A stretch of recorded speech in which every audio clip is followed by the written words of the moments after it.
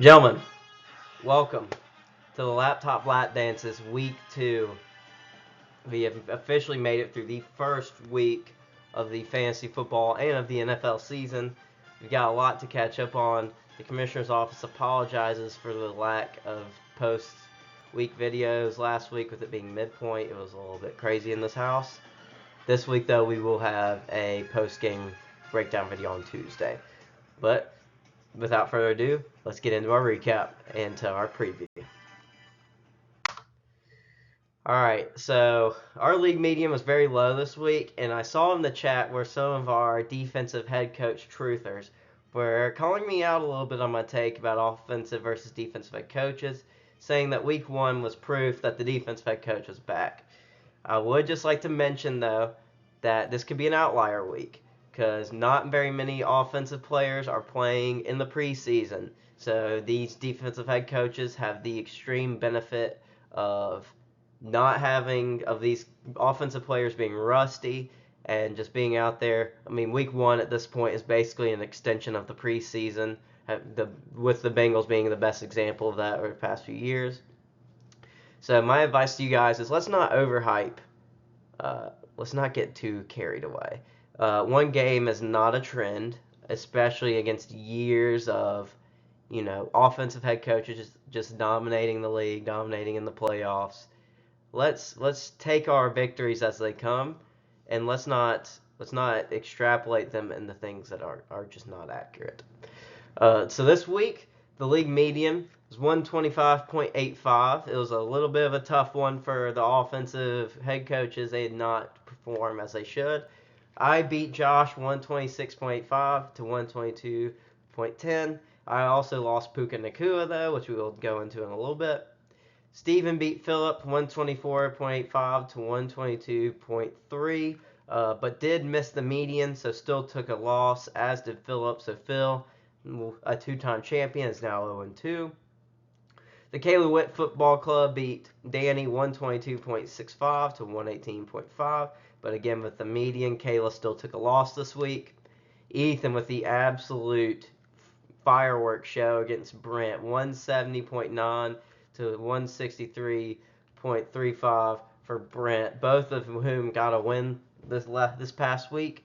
Brent just so happened to take the loss. If he were to play anyone else this week, it would probably been very different. Jesse with the absolute clapping of Noah, 179.8 to 128. That was a major show of force from Jesse. I think this year might be his year. The Commissioner's Office is starting off at a pretty decent 3-2 this year. I'm looking forward to this week and seeing that number go up. So our first game of the day, it's going to be Philip at 0-2 versus Jesse at 2-0. The Witt cousins going off against each other. Philip has Lamar Jackson, Chris Olave, Devontae Adams, Christian Kirk, Devin Singletary, Dak Prescott, and the Chargers defense all at 1 o'clock today. This game is going to be huge. These games slates are going to be huge for Philip. 1 o'clock is going to make or break his team. Joe Mixon on Sunday Night Football is going to be a very good and important play for Philip. Bijan on Monday Night Football. I think you guys have kind of heard my take on Bijan and the Falcons just in general. I need to see it before I can buy into the hype. I don't think he's proven it, at least not to me. Jesse has Anthony Richardson, King Henry, Alvin Kamara, Justin Jefferson, Zay Flowers, and in the Browns defense, I believe, going into the 1 o'clock hour. He also has Cooper Kupp, Xavier Worthy, and Dallas Goedert playing today. I believe it is either late today or early tomorrow.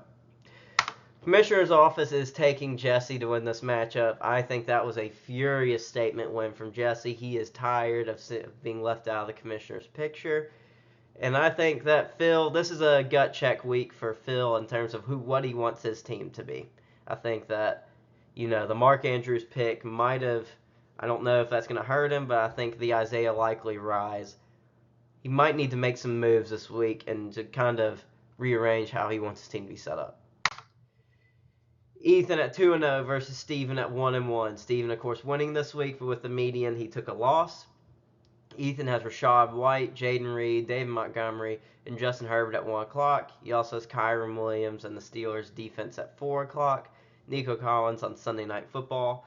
This slide had A.J. Brown in on Monday Night Football, but A.J. Brown is now out, so it'll be interesting to see where Ethan goes in terms of filling in that receiver spot or if he uses it to fill up in a flex spot.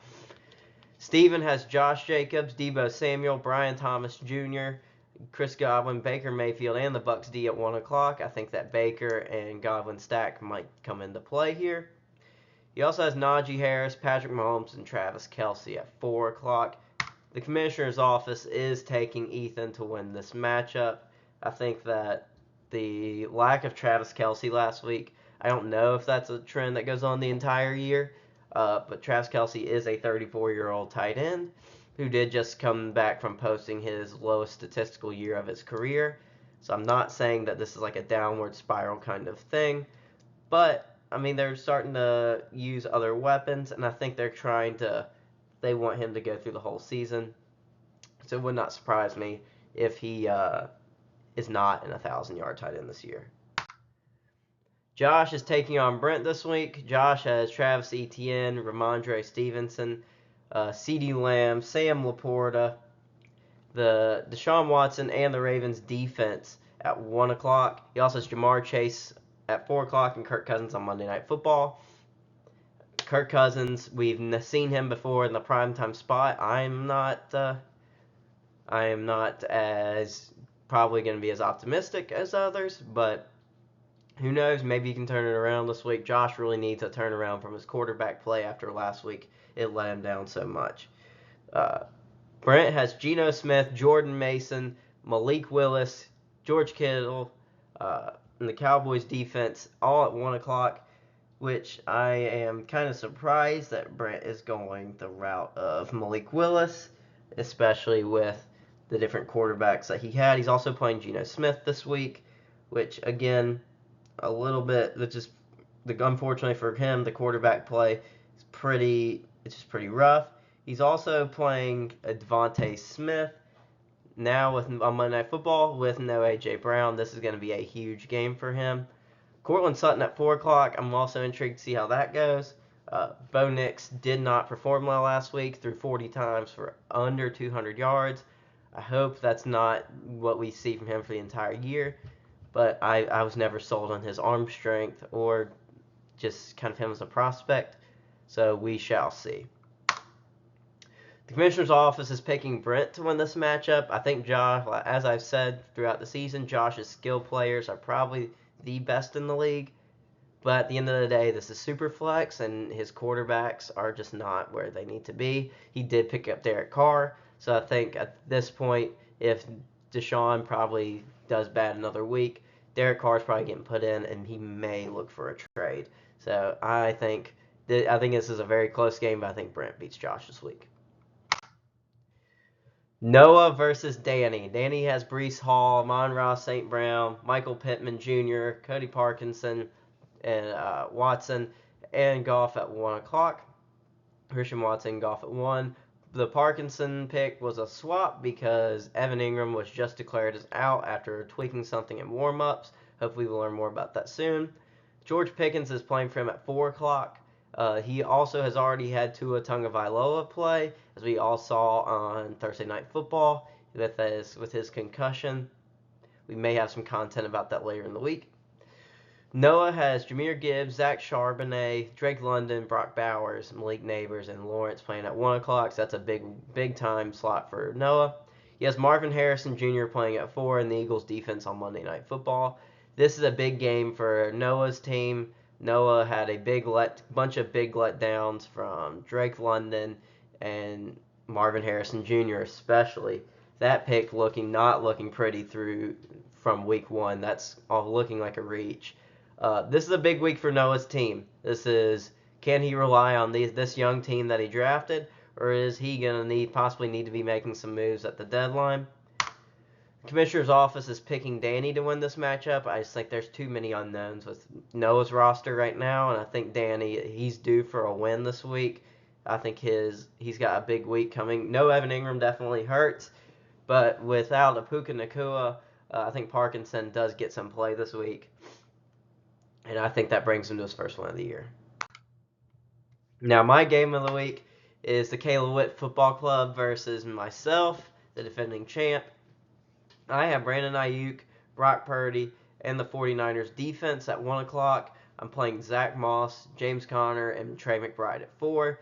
I have no Puka Nacua, as I said in the previous slide, so I am going with an extra running back this week and keeping my receivers as they were. I have Tank Dell on Sunday Night Football and Jalen Hurts on Monday Night Football without Puka. I'm hoping that my receivers, as they are, I also have Amari Cooper playing today. I'm hoping that my receivers can step it up, especially Amari, with getting 12 targets last week and not really being that effective. I blame that more on Deshaun Watson's just not being a good quarterback.